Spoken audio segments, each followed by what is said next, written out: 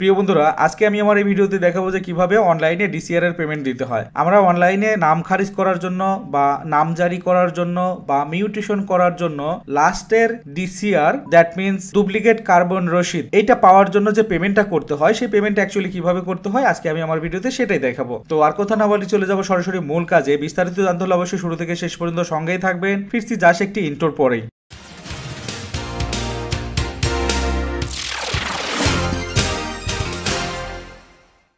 বন্ধুরা, এই কাজটি আপনারা মোবাইল দিয়েও করতে পারবেন এবং পিসি থেকেও করতে পারবেন। মোবাইল থেকে করতে হলে অবশ্যই মোবাইলের একটি ওয়েব ব্রাউজারে যেতে হবে এবং ডেস্কটপ মোড করে নিতে হবে। আমি পিসির মাধ্যমে দেখাচ্ছি যেন সবাই স্পষ্টভাবে দেখতে পারে। ঠিক এরকম ভাবেই আপনারা করবেন, বাট আপনাদের মোবাইলের ভার্সনটাকে ডেস্কটপ মোড করে নিতে হবে। আমি একটি ওয়েব ব্রাউজার ওপেন করছি এবং ওপেন করার পর এবার চলে যাব ভূমি মন্ত্রণালয়ের ওয়েবসাইটে। আর ভূমি মন্ত্রণালয়ের ওয়েবসাইটের অ্যাড্রেসটা হচ্ছে mutation.land.gov.bd। ওকে, এখানে আসার পর আপনি আপনার বিভাগ সিলেক্ট করবেন, তারপর আবেদন আইডি সিলেক্ট করবেন, এরপর জাতীয় পরিচয় পত্রের নাম্বার সিলেক্ট করবেন, এরপর এখানে যোগ করুন অপশনে এই দুইটাকে যোগ করে যেটা হবে সেটা এখানে ইনপুট করতে হবে। তারপর খুঁজুন অপশনে যেতে হবে। যখন আপনার স্টেপগুলো কমপ্লিট হয়ে যাবে, দেখুন আমার মতো যখন স্টেপগুলো কমপ্লিট হয়ে যাবে 11 নম্বর স্টেপে আসার পর আপনাকে ডিসিআর পেমেন্ট করতে হবে। তো ডিসিআর পেমেন্টের অপশনটা আপনি কোথায় পাবেন? এখান থেকে এই যে রাইট সাইডে যে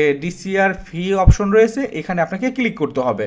আপনাকে পেমেন্টের পেজে নিয়ে আসবে। নিয়ে আসার পর এখান থেকে মোবাইল ওয়ালেট সিলেক্ট করবেন। সিলেক্ট করার পর অগ্রসরে ক্লিক করবেন। তারপর এখানে বলবে যে আপনার নামজারি কোড ফি 1100 টাকা ওয়ালেটের মাধ্যমে দিতে ইচ্ছুক। আপনি বলবেন হ্যাঁ। এরপরে আপনার মোবাইলে একটি কোড চলে যাবে, দ্যাট মিন্স ট্র্যাকিং নাম্বার চলে যাবে। এই ট্র্যাকিং নাম্বারটি দিয়ে আপনাকে মোবাইল ওয়ালেটের মাধ্যমে পেমেন্ট করতে হবে। তো এবার আমরা মোবাইলে চলে যাই। বন্ধুরা, আমি দেখতে পাচ্ছি আমার মেসেজের মাধ্যমে ট্র্যাকিং নাম্বার দেয়া হয়েছে।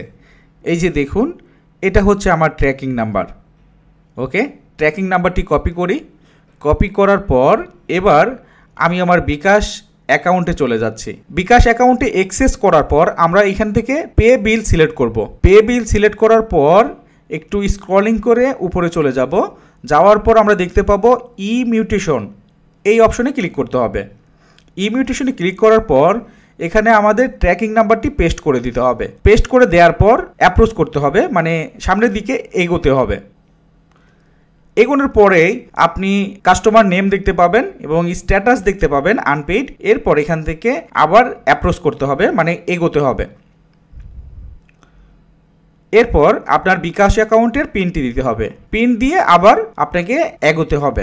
এরপর আপনাকে ট্যাপ করতে হবে পেমেন্ট করার জন্য।